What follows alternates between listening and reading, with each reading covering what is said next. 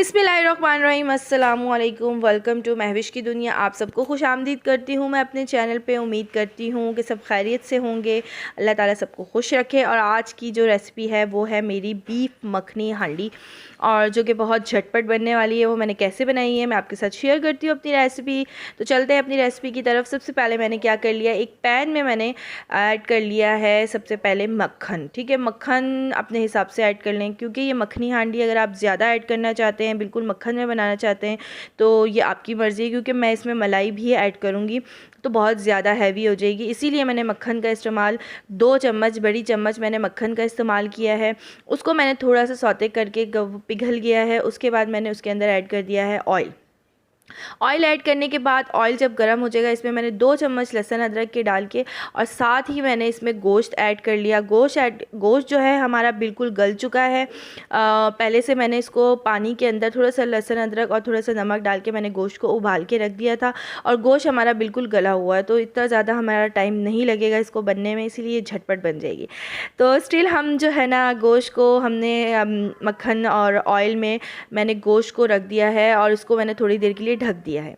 ठीक है, इसमें हमने 2 से 3 मिनट हम ढककर इसको छोड़ेंगे, क्योंकि इसमें अरोमा आना चाहिए मक्खन का, तभी तो बड़ी ज़बरदस्त लगेगी।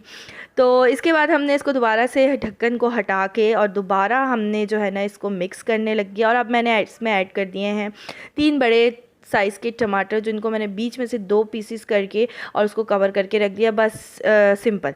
जब ये अच्छे से जो है ना ये दम पे हो जाएंगे हमारे टमाटर, देखिए बिल्कुल फटाफट हो जाते हैं, 5 मिनट में हो जाते हैं। इससे बेहतर कि आप उसको छिलका लो और उसको जलाओ तो, और फिर उसका छिलका हटाओ, ये बिल्कुल सिंपल तरीका है। और फिर उसके बाद हमने स्किन इसके ऊपर से रिमूव कर लेनी है सारे टमाटरों की। और ये देखिए बिल्कुल आसानी से हो जाती है, कोई भी चिमटे से या चम्मच से, किसी भी तरीके से आप जैसे आपको इजी लगे।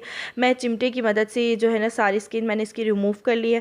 ठीक है, और अब इसके बाद क्या करना है कि मतलब ये इतने नरम हो चुके हैं कि देखिए मैं थोड़ा सा चम्मच को इसके ऊपर प्रेस कर रही हूँ, और ये बिल्कुल अच्छे से मिक्स हो चुका है। ठीक है, और मैंने स्टिल अभी मैंने और कोई मसाले कुछ भी ऐड नहीं किए, सिर्फ मक्खन ऑयल में हमारे ये गोश्त अभी तक ये प्रोसेसर हमारा चल रहा है। ठीक है, अब इसके बाद टमाटर ये देखिए अच्छे से नरम होने लग गए हैं, इसकी थोड़ी सी ग्रेवी वो हो जाएगी, क्योंकि पानी है इसमें, खुद ही का पानी और टमाटर का पानी। अब इसमें ऐड कर लेना है मैंने 1 कटोरी दही। ठीक है, ये दही ऐड कर लिया मैंने। दही ऐड करने के बाद मैंने इसको दोबारा से मिक्स करना है और अच्छे से पकाना है। स्टिल इसका काम सिर्फ हमने इसमें यही है कि हमने अच्छे से चीज़ों को मिक्स करते रहना है और टाइम देते रहना है, ढक ढक के उसको थोड़ा सा कवर करके, ताकि उसमें उसके मसाले ऑब्ज़र्व होते रहें। अब आई है स्पाइसेस की बारी। तो सबसे पहले मैंने इसमें ऐड कर दिया 1 बड़ी चम्मच काली मिर्च। हमने जो पिसी हुई काली मिर्च है सबसे पहले मैंने वो ऐड कर लिया।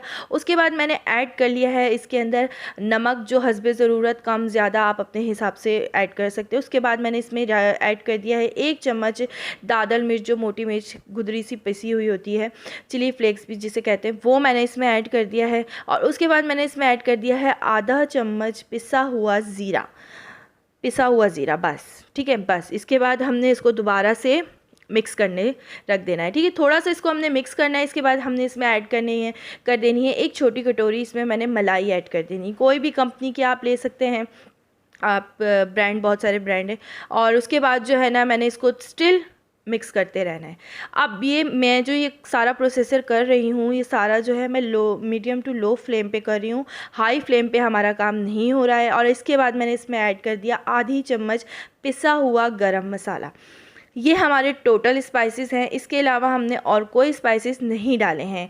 अब मैंने इसको पकने के लिए छोड़ दिया है, क्योंकि इसमें अभी ऑयल आना बाकी है, और इसको अच्छे से इसका जो ये हल्का हल्का पानी है ना, ये खुश्क हो जाना चाहिए, तभी तो हमारी बनेगी ना मखनी हांडी।